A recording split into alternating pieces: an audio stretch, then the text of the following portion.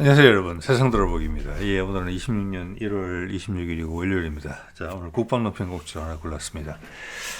모르겠습니다. 한 5, 6일쯤 된 것 같은데 그 현무5 괴물 미사일 뭐 이렇게 별명이 붙어 있는 것 같은데 그게 이제 본격적으로 배치가 되기 시작했다. 이런 기사를 봤습니다. 작년에 이제 국군에 날 때 완성이 안 됐는데 나왔죠. 그때 제가 보기에는 LSM도 좀 완성이 안 됐는데 좀 나오고 뭐 약간 그랬었는데 그래서 뭐 탄두 중량이 4톤, 8톤 그래서 그건 좀 아닌 것 같은데 예. 그래서 오히려 실험을 했다면 다탄두를 장착한 것이 맞다. 지금 이 세상 어디에도 재래식 탄두로 4톤, 8톤을 장착한 미사일은 없다. 게다가 2단 로켓까지 쓰면서 엄청난 고가의 미사일을 쓰는 것인데 이건 아닌 것 같다. 자, 이번에 이제 그게 사실은 문재인 정부 때부터 개발이 된 거거든요. 이게 바이든 때 차근차근 처음엔 탄두 중량 해제가 있었고 사거리 해제 뭐 이런 게 있었죠. 그다음 고체 연료 로켓을 우주 산업에 써도 된다. 자, 이것은 결국에는 ICBM을 개발해도 된다. 이런 거였단 말이에요. 그게 과연 북한만을 위해서 그랬을까? 그건 아니죠.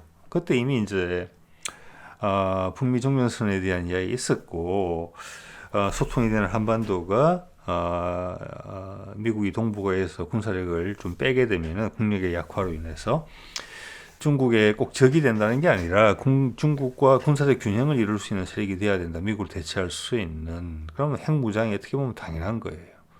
자, 그런 수순으로 이루어진 거거든요. 그래서 이 현무5도 그런 이제 미국의 해제, 를 기반으로 해서 그때부터 추진이 됐던 거고, 이 이제 발사체 자체는 고체 연료거든요.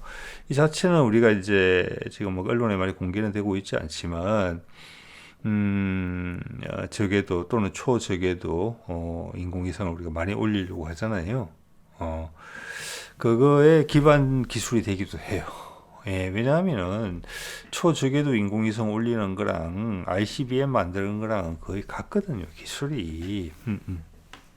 자, 그러면 요번에 이것을 공개를 했다. 북한과는 지금 미국 간에 유화 분위기가 불고 있고 다국화 세상으로 가고 한반도 비핵화 이야기가 나오는데 우리는 왜 현무5를 지금 이때 도드라지게 광고까지 하면서 배치를 했느냐, 배치를 선포했느냐. 그것도 뭐 몇백 발, 뭐 지금 나오는 이야기는 200발 정도 이야기를 하고 있어요. 이것은 이제 핵무장으로 간다는 전제거든요. 그래서 많은 전문가들이 나타나서 거짓말을 하고 있는 것입니다. 예. 이거의 맥락을 꿰뚫어 보면은 미국과 우리 간에 한 어떤 뭐라고 할까 약속 이런 것들이 많이 드러나 보여요. 자, 오늘 이런 이야기하고 오랫동안 이제 국방론평을 못 다뤘기 때문에 제 눈에 띄는 몇 가지 사소하지만 언론의 보도만을 봐서는 소위 이제 인터넷 전문가들의 유튜브 전문가들의 보도만 봐서는 오해가 소지가 있는 부분들에 대해서 몇 가지 말씀도 곁들이면서 해보도록 하겠습니다. 자, 먼저 이런 거죠. 위에, 이게 다 일주일 안에 나온 겁니다. 위에 보면, CIW에서 근접방공 체계죠. 함정에 있어서 요격을 회피하고 회피 기동을 하는 일본 신형 대함 순항 미사일이 등장했다. 이런 이야기가 있거든요. 이걸 무슨 취지를 했는지 모르겠어요. 첫 번째 생각할 수 있는 취지는 일본이 기술적으로 앞서간다. 이런 게 이제 우선적으로 생각해 볼 수 있겠고, 두 번째는 상당히 막기 어렵겠다. 뭐 이런 게 이제 두 가지 정도로 일단 생각이 돼요. 그런데 그 두 가지는 다 적절하지가 않습니다. 왜냐하면은 회피 기동을 한다는 대함 미사일의 특성은 이미 대함 미사일의 초기 단계부터 나타났던 특징이에요. 왜냐하면은 기존의 대함 미사일, 아마 일본의 대함 미사일도 그럴 거예요. 다 아음속이거든요. 아음속이기 때문에 속도가 느려요. 느리기 때문에 미사일과 근접 방공 체계의 기술은 계속 더 발전하고 있었거든요. 그래서 기존의 아음속 미사일이 예측 가능한 궤도로 날아가는 것은 거의 타격을 포기한다. 그런 단계였기 때문에 초창기 미사일부터 뭐라고 할까, X, Y 좌표상으로 좌우로 움직였어요. X, Y 좌표. 그때는 컴퓨터 기술이 지금만큼 발달하지 않고 인공지능도 없었기 때문에 정해진 것대로 이제 난수표 뽑듯이 해서 좌우로 왔다 갔다 하는 거예요. 그래서 그걸 따라가기 위한 방공망의 어떤 기술 발전도 창과 방패의 경우처럼 같이 올라왔고, 한 10년 전부터 이미 이제 러시아 쪽에 그 아음속 함대함 미사일을 보면은 3차원 기동을 하기 시작했어요. 그때부터 이미 XY 좌표뿐만이 아니라 Z 좌표까지 있는 거예요. 그러면 상대방이, 이게 왜냐하면 전부 다 실시간으로 그걸 맞추는 게 아니고 이렇게 소총 겨냥하듯이 워낙 속도가 빠르고 함정에 가까이 와 있는 상태이기 때문에 미래의 위치를 예견을 하고 거기에 대해서 발사를 해야 되거든요. X, Y 좌표로 흔들린다. 그래서 난수표라는 말씀을 제가 드린 거예요. 무작위로 흔들려야 돼요. 근데 그걸 실시간으로 따라온다. 상대방도 기술 개발이 돼서 그러면은 Z축까지 들어가서 3차원으로 움직인다. 주로 회오리식으로 움직이는 것 같아요. 상대방 시스템이 예측을 못하게. 왜? 미래 위치로 탄을 발사해야 되기 때문에. 그리고 이제 아음속 순항 미사일이더라도 안에 로켓 연료를 조금 머금고 있어요. 그 러시아 미사일 같은 경우는. 그래서 저게 방공망에 딱 그러니까 거리가 한 10km, 20km 가까이 접근하게 돼서 상대방의 근접 방공 시스템이 가동하게 되면은 로켓 엔진이 가동해요. 그래서 아음속에서 초음속으로 바뀝니다. 그래서 상대방의 노출하는 시간을 되게 줄이거든요. 그러면서 3차원 기동을 한다. 이건 이미 10년 전부터 나왔던 기술이에요. 아마 우리 해성이나 해성2 이런 미사일에도 다 적용되는 방식이에요. 기본적으로는. 그래서 이것은 새로운 것은 아니다. 이런 말씀을 드리는 것이고, 오히려 3차원 기동, 무작위 기동은 이미 기본이 되어 있기 때문에 이 핵심은 속도다. 초음속이냐 극초음속이냐. 지금 그림에 표시된 걸로 날개 형상으로 봤을 때는 이건 아음속이거든요. 자, 그 정도 말씀을 드리고, 그 밑에 보면은 인도가 램젯 기반의 155mm 탄을 개발했다. 이런 게 등장했어요. 그래서 인도가 되게 자랑을 되게 하더라고요. 이것도 따로 한번 다뤄도 봐도 될 것 같은데. 자, 이것은 뭐냐면 포탄을 사거리를 늘리는 방향이 그것이 여러 개가 있습니다. 기존 탄 같은 경우는 한 20km, 30km밖에 안 나와요. 기존에 이제 대표적인 포신의 길이를 봤을 때는. 그래서 그 다음 BB탄이 나왔죠. 베이스 블리딩이라고 해서 뒤에 맴돌이가 생기거든요. 탄이 발사되자마자 가장 속도가 높아요.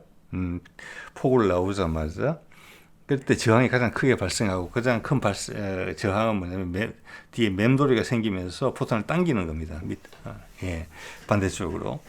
그래서 그 맴돌이 현상을 없애기 위해서 안에 어떤 연료 같은 걸 태워요. 그래서 맴돌이를 붕괴시켜요. 그래서 저항을 줄이는 방식이거든요. 자, 그러면 한 3, 40km 나와요.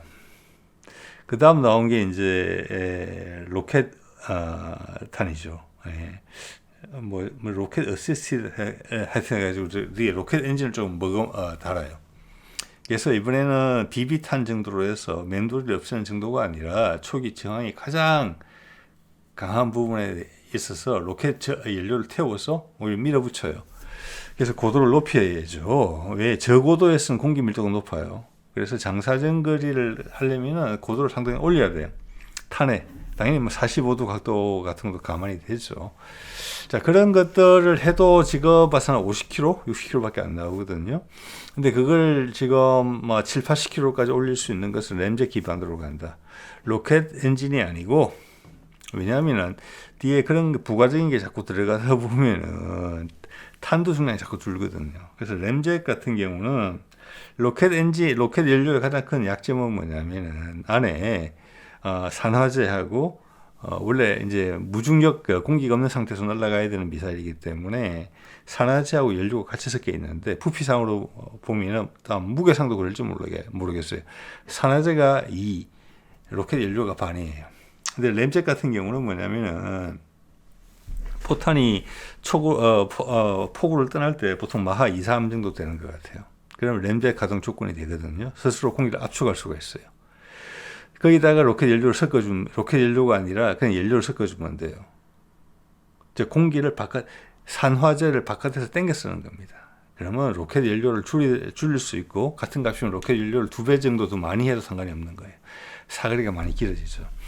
거기다가 이제 포신까지 길어진다. 그래서 포구 초속이 더 올라간다.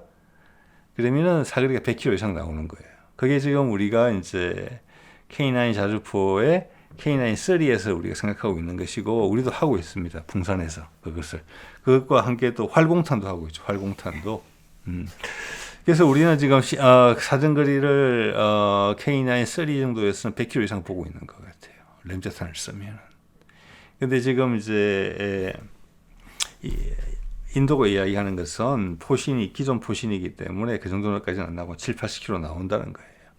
그래서 이거는 특이한 건 없다. 이런 말씀 드릴 수 있을 것 같고, 오히려 이제 요 기회를 빌어서 활공탄이라는 것에서 말씀을 드려보면, 활공탄은 날개가 나오는 거예요.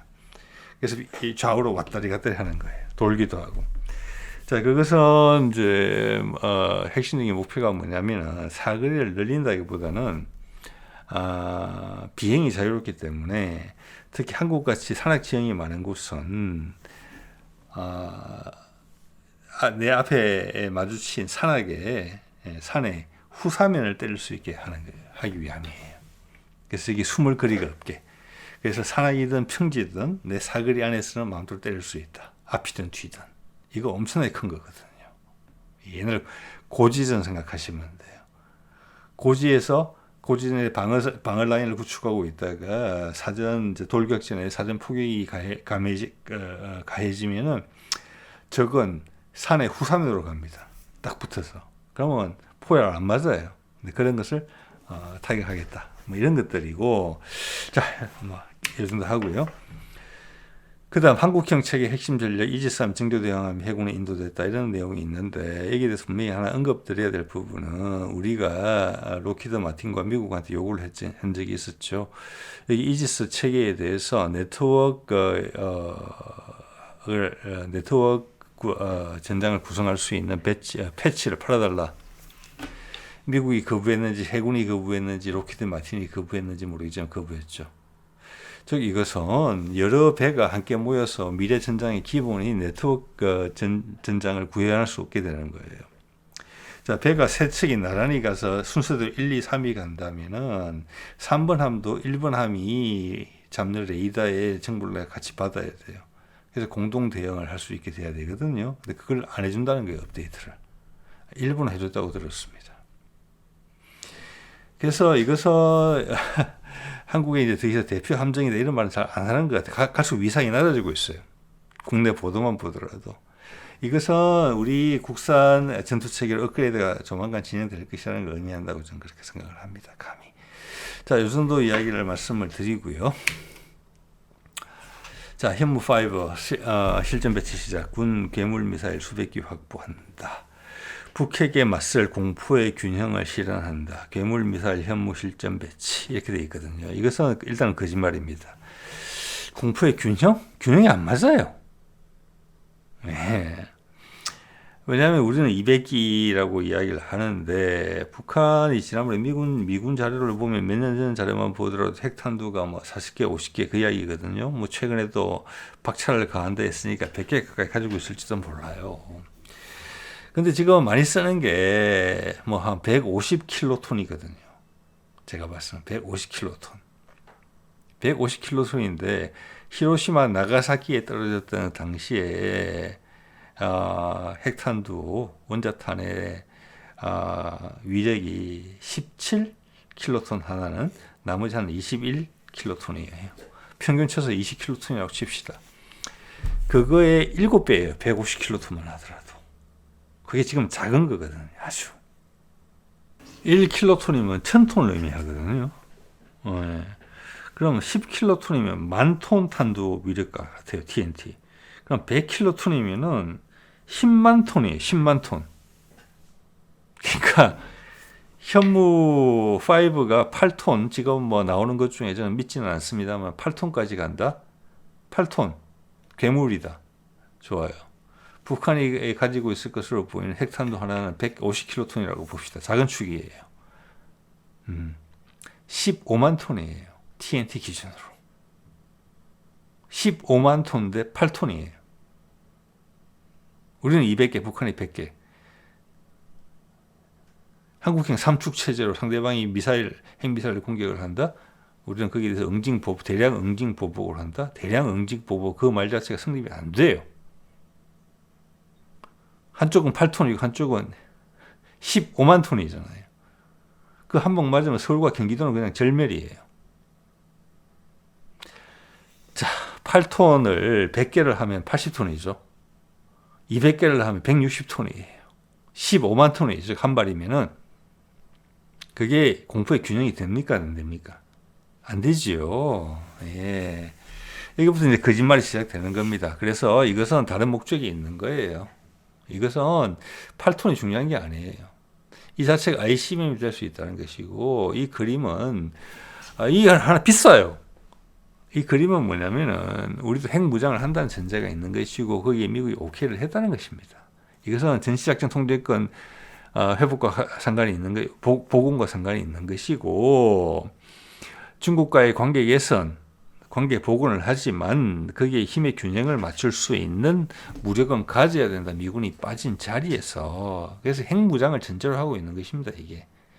그래서 핵 재처리, 핵 농축, 이건 곧 핵무장으로 연결되게 되어 있어요. 그래서 그 이재명이 북한에 대해서 핵에 대해서 이야기를 할 때 어떨 때를 가면은 완전한 비핵화 한반도 이런 얘기를 하다가 현상 유지 이런 얘기를 하거든요. 이것은 우리가 한반도 소통이 되더라도 핵무기를 가진다는 의미예요. 더 이상 북미 간에 총전을 할 때 북한 비핵화가 가장 우선적인 전제 조건이 아닐 수가 있어요. 중국과의 군사적 균형을 맞춘다는 입장에서. 그런 각도로 생각해야지 이게 설명이 됩니다. 자, 이게 이제 북한의 최신형 고체 로켓 ICBM이죠. 화성 18호. 이건 뭐 최소한 6개 이상의 다탄두를 가지고 있을 것으로 보여지고 전 세계 ICBM 중에서 가장 크고 사정거리도 제일 깁니다. 왜냐하면 러시아 같은 경우는 우리보다 북극해에 가깝기 때문에 미국 전역을 타격하는 데 있어서 사정거리가 북한에서 발사하는 것만큼 필요가 없어요. 예. 자, 그래서 이거는 뭐 한 15,000km 이상 나올 것이라고 봅니다. 근데 보면 바퀴가 이제 구축이거든요. 구축에다가 차량의 앞부분을 밀고 나올 정도로 지금 커요. 자, 이 정도면 탄두 중량이 1.5톤에서 뭐 한 2톤, 3톤, 뭐 2톤 정도까지가 지금 그 한계예요. 2톤도 많아요, 사실은. 왜냐하면 탄두 중량이 무거워질수록 그 뒤에 고체 로켓이 받는 부담이 엄청나게 크거든요. 사거리가 엄청 줄어요. 예. 자, 이게 일단 구축이라는 거. 거기 한번 염두를 두시면 좀 좋을 것 같아요. 우리도 구축이거든요. 우리도 구축인데, 저 운전석 뒤에까지 밖에 안 와요. 네. 그러면서 사거리는 5,500km라고 그러는데, 지금 이 고체 로켓 기술은 이미 이제 성숙된 상태가 지금 10년, 20년이 넘었거든요. 8톤을 싣고 5,500km를 날아간다? 이건 불가능한 이야기입니다. 예. 지금 봐서는 합리적인 추정이라고 그러면 한 2톤 정도의 탄두를 싣고 한 5,000km까지 날아갈 수 있다? 그 정도면 오케이 해요. 네, 예, 예. 그런데 그 5,000km까지 날아가서 2톤 탄두를 폭탄을 그냥 터뜨린다? 지금도 비행기에서 떨어뜨리는 폭탄들도 탄두가 크기가 1톤까지 되는 게 있거든요. 서방급만 하더라도. 예. 그러면 비행기에서 2발 떨어뜨리는 게 낫지. 이건 아니라고 본다는 거죠. 예. 자, 그래서 뭐 이런 얘기 많이 나오죠. 30분이면 북한 초토화, 현존 세계 최강 미사일, 현무5의 위력은 30분에 북한이 초토화되면 우리는 제가 보기에는 3분 안에 우리 전체가 초토화될 것 같은데요. 북한이. 이거는 고고도로 쏠 필요가 없는 거예요. 제가 몇 번에 걸쳐서 말씀드립니다만 고고도로 발사하게 된다. 이게 고체로 계시잖아요. 사거리를 짧게 하기 위해서는 고도를 높일 수밖에 없어요. 조절이 안 되니까. 그럼 여기서도 좀 이따 소개드리겠지만 우리 군사 전문가라는 양반들도 고도 1000km까지 올라간다. 그래서 그 가속만 하더라도 얼마나 두꺼운 콘크리트로 만들어진 벙커라도 다 뚫고 들어간다. 이런 식으로 설명을 해요. 근데 그거의 이면은 뭐냐면은 시간이 엄청 걸린다는 거예요. 시간이 1000km까지 올라가다 떨어지잖아요. 그래서 떨어질 때 이거는 탄도미사일이기 때문에 회피 기동도 안 된다고 보셔야 돼요. 단일 탄도잖아요. 이 사람 말대로 8톤짜리 떨어지는 거잖아요.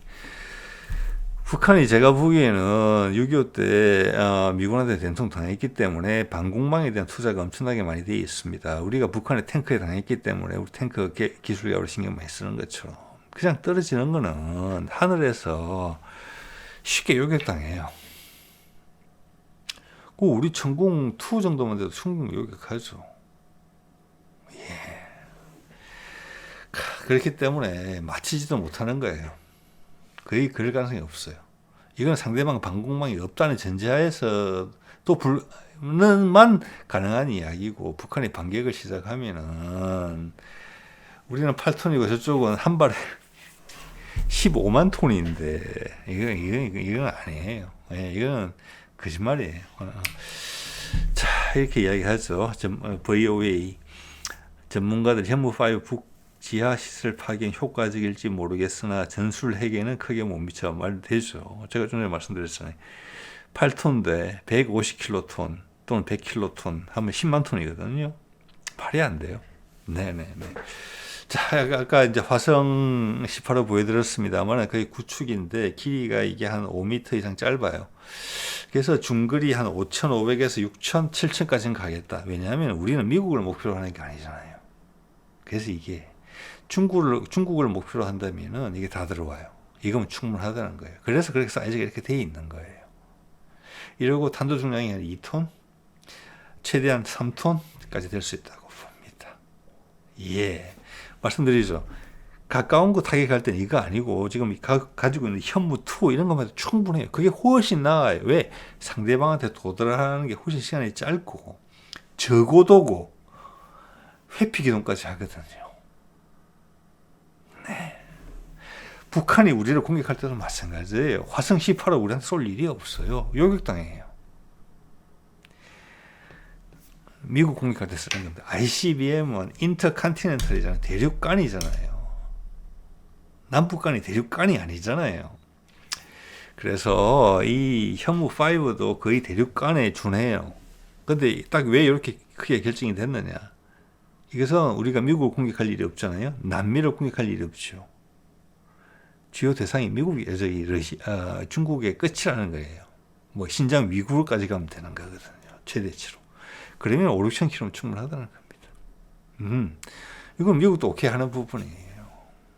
그래서 그런 이야기 많이 있었잖아요. 문재인 때부터 전작권을 복원하기 위해서는 이러한 조건을 맞춰줘야 된다는 게 있었어요. 그래서 우리는 기분 나쁘지만 그거 다 맞춰줄게 이렇게 이야기했었어요. 그게 이걸 수도 있어요. 미군 세력이 빠진다 동북아에서 거기에서 군사적 균형을 맞추려면 우리가 중국을 타격할 수 있어야 된다. 만에 하나. 이제 우리는 미국의 허수아비가 아니다. 미국의 꼭두각시가 아니다. 우리가 스스로 무장하면 된다. 사드 되게 기분 나빠했죠. 중국이. 한한령의 시작이었지만 우리가 LSM2 개발하는 데 대해서는 중국 아무 말 할 수가 없어요. 왜? 우리가 결정하는 거니까. 거기에 대응하는 중국 스스로 무기체계를 가지고 있잖아요. 거기도 ICBM 가지고 있고 핵탄도 가지고 있잖아요. 우리가 하면 괜찮아요. 우리가 결정하면 되는 거니까. 그럼 우리랑 협상하면 되는 거거든요. 우리 관계 복원했잖아요. 중국이 연짜는 것은 한국이랑 땅을 빌려준다. 미국한테. 너희는 아무 결정권도 없고 미국이 우리를 마음대로 공격할 수 있다. 우리는 꼭 투가시 국가다. 그게 아니면 된다. 그럼 우리는 자주 국가니까 우리가 스스로 무장하면 되는 거죠. 자, 그러면 복합적인 것이 깔려 있다는 겁니다. 예. 자, 볼까요? KTV에서 뭐 작년 정도에 나왔던 것 같은데 300에서 5,500km 다 때릴 수 있다고 봅니다. 총 중량 36톤. 이것을 GBU 57 항공기에서 투하하는 폭탄과 비교할 바는 아니죠. 예, 예, 예. 8톤인데 이게 보면 벙커 버스트라는 표현이 계속 나오거든요. 이건 좀 이따 말씀드릴게요. 그래서 여기서 이제 신뢰할 수 있는 데이터는 5,500km 정도 된다. 근데 8톤의 탄도 중량을 가지고 5,500km를 못 날아간다는 게 제 생각입니다. 최대한이 한 2톤? 네네. 총 중량 36톤이면 엄청나게 지금 미국에서 ICBM으로 쓰고 있는 그 로켓 중량과 같아요. 이건 ICBM까지도 갈 수 있는 미사일이라는 겁니다. 예, 뭐 그게 이제 그리고 이제 보면은 이제 어떤 전문가신지는 모르겠지만 1,000km까지 상승 이후에 마하 10 이상으로 하강한다, 돌진한다, 돌입한다 이렇게 볼 수 있는데 아까 말씀드렸지만 이러면 시간이 많이 걸려요. 북한처럼 방공망에 신경 쓰는 나라면 이거 요격됩니다. 우리 같은 경우는 요격돼요. 왜? 노출 시간이 엄청나게 기니까. 발사하면서부터 알잖아요. 인공위성에 바로 걸리잖아요. 낮고 빠르게 쏴야 돼요. 회피 기동을 해야 돼요. 상대방을 맞히기 위해서는.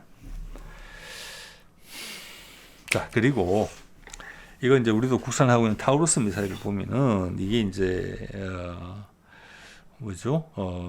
메피스토 탄두라고 그래가지고 이게 탄두가 500kg이거든요. 우리가 지금 국산하고 있고 이게 자체도 몇백 발 가지고 있잖아요. F-15에서 발사하는 거. 이게 지금 최대 5, 6m 두께의 강화 콘크리트를 관통할 수 있다 돼 있거든요. 여기에 대해서 이제 많은 전문가들이 우리한테 곡해하고 있는 것이 탄두 중량이 높으면 뭐 지진탄 이야기도 하고 그러는데 탄두 중량이 높으면은 당연히 관통력도 높다 이렇게 생각하거든요. 절대 안 그렇습니다. 네. 여러분 155mm 자주포 있죠. K9. 그거 직사 연습도 하거든요. 그 K2 전차에 대해서 직사를 쏜다고 생각해 봅시다. K2 전차 120mm 탄이거든요. 155mm 탄을 쏜다. K2의 전면 장갑을 관통할 수 있다고 생각하십니까? 관통 못합니다. 왜? 고폭탄이기 때문에. 접촉하자마자 터지거든요. 예. K2 뭐 다른 주변 기기를 관련된 기기를 작동 불량을 시켜서 작동 불능 상태에 만들 수 있을지 모르겠으나 155mm 탄을 맞고 근거리에서 관통은 안 됩니다. 예.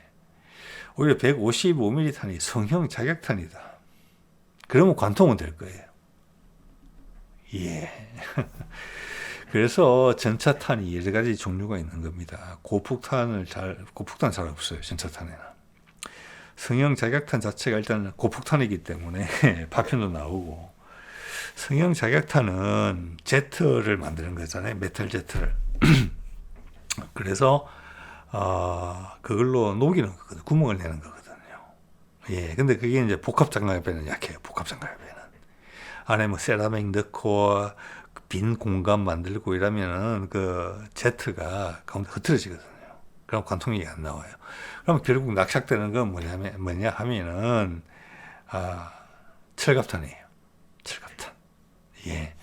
자, 그렇기 때문에 단지 탄두 중량이 무겁다고 해가지고 상대방의 콘크리트 장벽이 뚫리는 게 아닙니다. 여기 잘 설명되고 있잖아요. 480kg의 탄두를 가지고 5, 6m 두께의 강화 콘크리트를 관통할 수 있다. 지하 벙커가 여러 층으로 이루어져 있으면 그 여러 층까지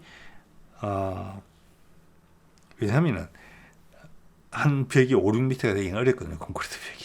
그래서 1m라고 칩시다. 그러면 한 칸 돌파하고 두 칸 돌파하고 터뜨려. 이게 가능하다는 이야기거든요. 그 가능한 이유는 뭐냐면은 주탄두 이전에 부탄두가 들어가서 지금 RPG에 성형 자격 탄두가 뭐 텐덤 탄두 들어있는 것 같아요.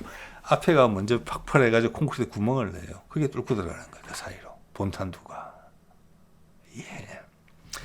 그렇기 때문에 그냥 4톤 탄두를 터트린다고 해서 콘크리트가 5, 6m나 저 밑에 뭐 수백 밑에 있는 게 없어지는 게 아니에요. 그때서 아무리 크게 폭발하더라도 관통 안 돼요. 그래서 지금 혐오5를 이야기하면서 뭐 지하 펑크를 공격한다는데 탄두의 성격에 대한 이야기가 없이는 그것을 신뢰하기 어려워요. 그런 이야기가 없거든요. 그리고 그런 사례가 없어요, 전 세계에. 저런 미사일은 그냥 핵폭탄을 전달하는 용이에요. 그때까지 실현될 때까지 거짓말을 하면서 연막탄을 치는 거라고 보시면 돼요. 자, 볼까요? 중국의 둥펑 미사일 시리즈가 있는데 이게 보면 이제 DF-31하고 제일 비슷해 보이거든요. 왜냐하면 이게 이제 보면은 차량이 8축이에요. 8축이고 이게 지금 사거리가 10,000km가 나오거든요. 우리나라가 9축이었잖아요. 이거보다 비슷하거나 크면 컸지 작진 않아요. 네. 여기 둥펑 같은 경우, 둥펑 26 같은 경우는 6축이에요. 훨씬 날씬하죠. 이것도 3,500km 날아가요. 탄두 중량은 다 1톤 넘을 거예요. 자, 그러니까 우리가 둥펑 31 저거보다 크거든요. 이거 10,000km 나오잖아요. 이게 우리 이제 혐오5의 본질이에요, 사실은. 그리고 이거 한번 보실까요? 2년 전에 그때 제주도 남단 어디에선가 해상에서 고체 로켓 발사를 했습니다. 그때 미국이 이제 바이든 때 오케이를 해주고 고체 로켓 바로 개발했죠. 우리는 준비 다 하고 있었어요. 그래서 성공했죠. 그리고 그때 인공위성을 저궤도에 올렸어요. 뭐 500km나 이렇게 식으로 올렸을 거예요. 자, 그때 이 YTN 보도를 보세요. 국방부 ICBM 기반 기술이지만 위성은 목적이 달라. 이거는 뭐 거짓말이죠. 자, 이걸 기반으로 해서 지금 혐오5가 나왔다 이렇게 보시면 돼요. 예. ICBM 기술이죠. 예. 자, 그래서 이것을 뭐 비행기에서 떨어뜨리는 미사일과 비교한다 이런 건 말이 되는 것 같지는 않고, 이거 볼까요? 혐오5 길이 16, 직경이 1.6. 자, 이게 이제 가장 유사하게 보이는 게 RSD-10 파이어니어라고 1980년대, 90년대 러시아의 중거리 핵폭탄이에요. 거의 비슷하죠. 2단 고체 로켓, 무게도 36톤, 37톤, 사거리도 5,500km 최대. 여기 보면은 그 당시에 탄두 중량이 RSD-10 같은 경우 1.6톤이었어요. 즉 1.6톤이 돼야지 5,500km 날아간다는 겁니다. 그러니까 우리가 이제 뭐 8톤, 9톤 이야기 나오는데 저거 가지고는 사거리가 확 줄 거예요.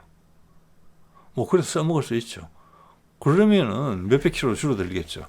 그러면 이 미사일 쓸 필요가 없죠. 혐오 1, 2 쓰면 되죠. 단지 좀 전에 말씀드렸지만 탄두 중량이 높다고 관통력이 높은 게 아니에요. 탄의 성격이 중요하죠. 탄의 성격이. 그 탄의 성격에 대한 설명이 아무데도 없잖아요, 지금. 그리고 세상 유례가 없고 전례가 없고. 자, 그 말은 자 여기 한번 볼까요? RS10 같은 경우는 1.6톤의 탄두 중량이 거기에 150킬로톤 3발이 들어가요. 이때가 이미 80년대니까 지금부터 4, 50년 전이에요. 지금은 이것보다 무게를 훨씬 줄일 수가 있어요. 150킬로톤이면은 히로시마 나가사키에 떨어졌던 거의 10배예요. 150킬로톤이면 10배 곱하기 3배잖아요. 3이잖아요. 30배의 위력을 갖고 있는 거. 이거 하나면 그냥 한 나라 전멸이에요. 그렇게 보시면 되거든요. 근데 우리는 탄두가 재래식이다. 미쳤나 이렇게 하게 이런 생각이 드는 거죠. 자, 미국에 얼마 전까지도 주력 대륙간 탄도탄 미사일이었던 미니트맨을 보더라도 16m, 이게 거의 표준화되어 있다고 보시면 돼요. 직경도 1.6, 예, 뭐 3단이지만 무게는 29톤, 사거리 만 킬로미터. 자, 29톤인데 10,000km 날아가네요. 탄두 중량 보시면 돼요. 450kg밖에 안 돼요. 450kg밖에. 이제 이거 일관성 있는 게 보이시죠? 대충 예측이 가능해요. 무게하고 탄두 중량을 대입하면은 사거리가 나온다는 게. 자, 이 당시는 무식할 때예요. 왜냐하면은 1메가톤이거든요. 엄청나게 큰 탄두에 요즘 이런 거 안 써요. 1메가톤이다. 저 때는 뭐냐면 대량 응징 보복이 저때 적용되는 말이고 핵탄두의 정확성이 많이 떨어졌을 때예요.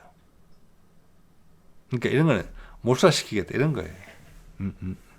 저게 어떤 미사일 살로를 공격하겠다 이런 것도 아니고 너를 죽이고 너희 그냥 멸족시키겠다 이런 거거든요. 자, 그러면은 우리 현무5가 탄두 중량을 1.6톤으로 줄이면은 제가 봐서 6천, 7천은 날아간다고 봅니다. 네. 10,000km 가까이 날아갈 수 있어요. 10,000km 가까이. 예, 최신의 고체 연료 기술이고 탄두 중량은 핵탄두의 무게는 같은 위력을 가지더라도 자꾸 줄어드는 추세에 있거든요. 그리고 핵탄두의 정확도가 계속 높아지기 때문에 위력이 자꾸 줄고 있어요. 그래서 요즘은 100에서 150킬로톤이 일반적이에요. 현무5는 당연히 핵무장이 가능한 미사일입니다. 예, 정확도가 중요하지요. 왜냐하면 여기서 이제 북한의 화성 10%가 보여주는 게 여기서 길이를 한 4, 5m 늘리면 사거리가 15,000km까지 가는 거잖아요. 예. 자. 좀 전에 이제 러시아 미사일 설명을 드렸죠. 1980년대 미사일입니다. RS-10. 이게 이제 현재 외견상으로나 중량으로 봤을 때 우리 현무5는 제일 비싸다. 아까 150킬로톤 탄두가 3개 들어간다고 말씀을 드렸어요. 이런 모습으로 되어 있습니다. 이게 우리가 이제 현무5를 생각했을 때 가장 그럴듯한 그림이에요. 실제적으로. 지금 안에 뭐가 들었는지는 모르겠지만 지금은 핵탄두는 안 들어있을 거라고 봅니다. 현재까지는. 그래서 지금 뭐 잠정적으로 고위력 탄두로 들어가 있는지는 모르겠지만 지금 요번에 이제 대량 생산한다 200기 이상 했을 때 그때 저는 잘 모르겠어요. 미국이 지금 핵 재처리하고 핵 농축을 오케이를 했잖아요.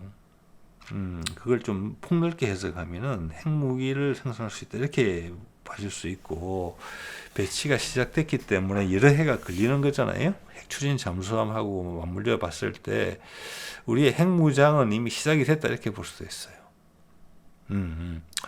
그렇기 때문에 문재인 때와 달리 지금 북한의 핵에 대해서 이야기를 할 때 이재명이 동결이라는 표현을 쓰는 부분을 저는 상당히 눈여겨보고 있거든요. 자, 다양하게 생각해 볼 수 있는 하나의 옵션으로서 하나의 시나리오로서 말씀드리는 거예요. 예. 자, 이거 보면 이제 장보고 3 배치 2 1번함이고 4,000도급이고 수직 발사관이 10개가 들어가 있어요. 여기에 문재인 때 SRBM 개발 성공을 했거든요. 근데 그때 이제 화면에 노출된 미사일은 실제가 아니다라는 이야기가 있었죠. 이게 직경이 얼마나 되느냐. 좀 전에 보셨죠. 현무5 1.6m고 대부분 1.6, 1.8이고 지금 잠수함용 SLBM으로는 거의 최신 시기에 가까운 좀 이따 보여드리겠습니다만은 러시아의 그 블라바가 직경이 2m예요. 2m. 근데 이제 지금 장보고 3 배치 2 장영실 하면 폭이 9m인가 그렇거든요. 물론 그 9m를 다 쓸 수는 없겠지만 위에 상판에 납작한 평평한 부분을 치면은 4m 이상은 나온다고 봅니다. 그래서 몇 년 전에 우리가 이제 디젤 잠수함에 수직 발사를 단다 그러니까 그 당시 중국에서 나왔던 보도를 한번 보면은 직경이 1.8이다. 이런 이야기가 나오거든요. 1.8m다. 딱 맞아요. 지금 1.6m잖아요. 그렇기 때문에 SLBM을 개발하면서 했던 기술을 지상형으로 만든 것이 현무5다. 이렇게 봅니다. 그래서 현무4는 현재 공개된 게 없어요. 그래서 제가 봤을 때 현무4는 잠수함 발사용이고 현무5는 지상 발사용이다. 이렇게 봅니다. 예. 또 현무6, 현무7 이야기까지 하더라고요. 이미 우리 뭐 극초음속 미사일, 초음속 미사일, 급기동하는 이런 거는 이미 개발이 끝났다고 봅니다. 현무2 시리즈에서 이미. 자, 블라바를 한번 볼까요? 탄두 중량이 1.1톤, 미사일의 길이가 12m, 미사일 직경이 2m. 이것은 우리는 지금 힘무5가 16m거든요. 그러면 미사일 직경을 줄일 수 있어요. 지금 1.6m면 거의 같은 사거리가 나온다고 볼 수 있어요. 탄두 총중량이 같다 하면은. 그리고 이제 미사일을 담는 수직 발사관의 직경은 2.1m. 10cm만 여유만 있으면 된다는 거죠. 미사일 중량 36.8톤. 저게 핵심이에요. 저게 어차피 고체 연료 양과 직결되는 부분이잖아요. 우리는 37톤. 자, 그러니까 뭐냐면은 우리도 탄두 중량을 1몇 톤으로 줄인다면은 사거리가 10,000km 나온다는 거예요. 해무5도. 예. 자, 탄두는 100에서 50kton을 넣는데 6개에서 10개를 넣는다. 즉 이 말은 아까 중국의 등풍을 비교를 하더라도 또 RSD-10을 비교를 하더라도 같은 위력에 있어서 탄두 중량이 계속 줄어들고 있어요. 예. 자, 탄두 중량이 1.1톤인데 이게 물론 이제 딱 탄두만을 말하는 게 탄두 밑에 이제 탄두를 설치하는 부자재까지 포함인지는 모르겠습니다만은 지금 100킬로톤을 갖고 10개를 만든다. 자, 넉넉하게 잡아도 200kg, 100에서 200kg이면은 100킬로톤을 만든다는 거예요. 탄두 중량이. 예. 이것도 2013년도에 배치된 게 이렇습니다. 자, 그래서 우리는 생각을 해보자면 미사일 길이는 좀 길어지고 직경은 짧아진다. 자, 이것은 우리 디젤 잠수함의 특징을 반영한 것이다라고 볼 수 있어요. 근데 기본적으로는 미사일 중량 자체는 37톤으로 거의 같아요. 이도 위력이 나온다는 겁니다. 네.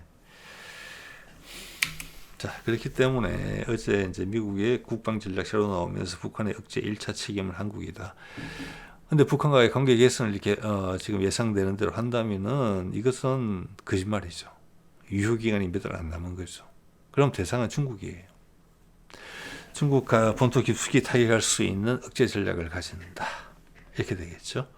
자, 그러면은 기존의 장영실 함 정도나 해도 물속에서 뭐 2주 이상 있을 수 있기 때문에 전략적 억제력을 가져요. 중국에 대해서. 한반도 근해에 있으면 숨어 있으면 되니까.